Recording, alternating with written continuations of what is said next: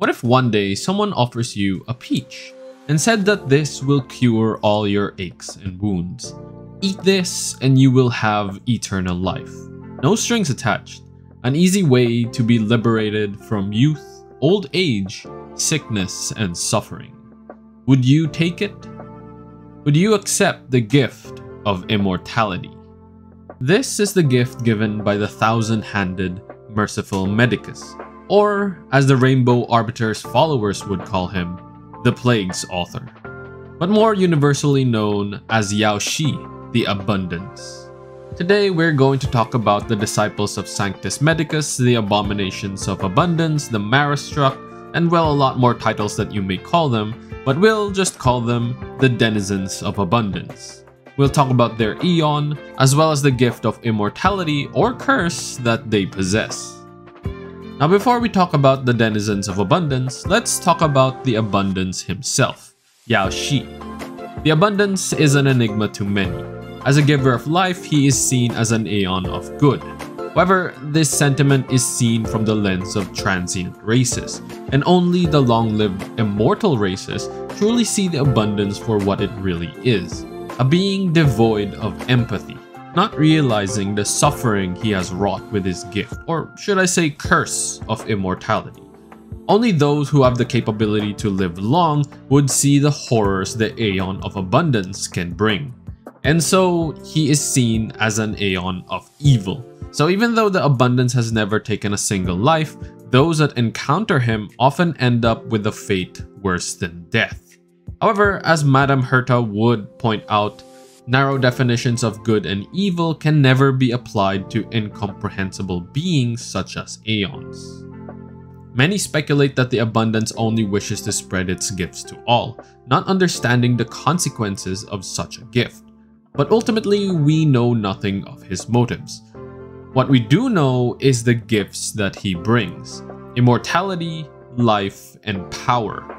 The Abundance would travel to many worlds, bestowing its gifts to all life within, bringing prosperity to each planet it visits. So the living things within the planet would often then worship the Abundance, becoming a so-called denizen of abundance. The denizens create poetry and art in the name of their beloved god, spreading the love and kindness of Yaoshi throughout the universe, never needing to worry about any mortal issues. For in the worlds blessed by the Abundance, the water never runs dry, and all creatures are free from age, never fearing death. They spread amongst the stars, sharing tales of how their planet was saved. And despite denizens being from numerous different planets, they all share a somewhat similar story of their planet being ravaged by war. For short lives bred fear and greed, which gave rise to war. It was only with the coming of their god that their planet was healed. The Abundance freed their worlds from suffering and bestowed bodies and souls that could withstand the corrosion of time. So the Denizens of Abundance would spread the name of their god like a plague. Despite the blessings they offer, many would call the Denizens an abomination. Many would call them the Abominations of Abundance, as long-lived races know the true curse of a sudden immortality, which we'll cover in a bit. These long-lived races would regard the Abundance as evil, and the denizens that follow him as abominations. The loyal denizens of Abundance would not tolerate the blasphemy and would often wage war against any who would slander their god. Now, one of these long-lived races, and perhaps the most dangerous among the enemies of the Abundance, is the Shenzhou Alliance, who under the path of the Hunt swore to eradicate all of the Abundance. Their space-faring civilization would travel the stars, hunting all the planets that has received any blessings from the Abundance, acting as a deterrent for planets who wish to worship Yaoshi. However, their hunt is not one out of nobility or principle. It is actually out of vengeance. The Shenzhou were formerly followers of the Abundance and experienced firsthand the curse the gifts have brought. It was only thanks to the hunt that they are even able to crusade among the stars today. Now, what exactly is the curse that the Abundance brings? Many would quickly point out that it is something known as the Mara, which is a sickness that forms within immortal bodies, forever growing and eventually taking over the body. However, it's not as simple as that. The curse is the immortality itself and the false promises that it brings. The Shenzhou were known previously as elixir seekers, a civilization of spacefaring humans who sought after an audience with Yaoshi in pursuit of the elixir of immortality. Eventually, they were granted an audience and the abundance descended on their ship, bestowing his divine gift, a tree known as the ambrosial arbor. Now, take note, this is for one of their ships. Each of their ships received a different gift, but all ultimately ended up in the same place. This tree grew fruit that granted immortality to those who would eat it, and the Shenzhou began to claim that they were celestial beings and worthy of the endless lifespan granted upon them. And they used the ambrosial arbor with increasing intensity, and indulge in life's greatest pleasures and advancements, thinking themselves demigods due to their immortality.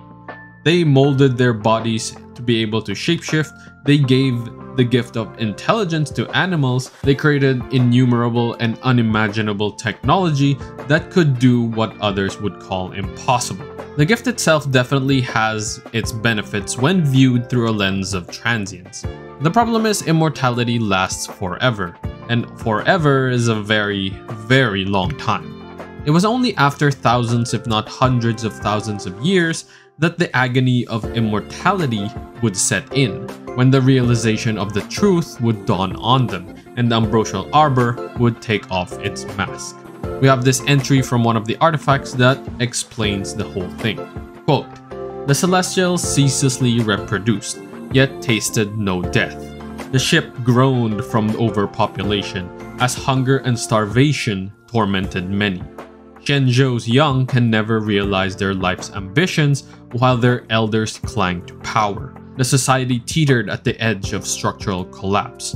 Rebellions of the automatons and external invasions marked a ruinous millennium, after which the darkness hidden in immortal bloodlines also showed its face. The so-called body of Celestials was simply a technology that surpassed human intellect. The propensity to be stricken with Mara was a warning to all Shenzhou natives, a reminder that they were a mere step away from becoming abominations themselves. What once prospered was fated to decline, and what once brought elation must eventually induce agony. It was only until the arrival of these three sufferings, when people were tormented to near extinction, that the Shenzhou finally came to understand the true nature of this so-called miracle, which was nothing but a harrowing calamity. It was then that the Rainbow Arbiter would strike down the Ambrosial Arbor and break the Abundance's hold on the Shenzhou. The Shenzhou would join the Rainbow Arbiter in the hunt and would enter in several wars against the Abomination of Abundance, as the denial of the Elixir of Immortality would attract many of the abominations in hopes of taking the tree. Many wars would be fought and many would perish. However, despite the calamity, and while most of the Shenzhou would abhor the abundance, there would still be those who would cling on to the immortal empire they once had, and continue worshipping the abundance, hiding in the shadows, waiting to strike again. Now, though the hunt continues, the abundance shows little signs of slowing down, and many more planets receive the gift of abundance, unable to see the poisonous scorpion-like hooked tail that stings them. Now tell me, would you eat the fruit of immortality? Let me know in the comments down below. If you liked that video, please do hit the like button, and if you think I deserve it, do consider subscribing. And as always, thank you for watching.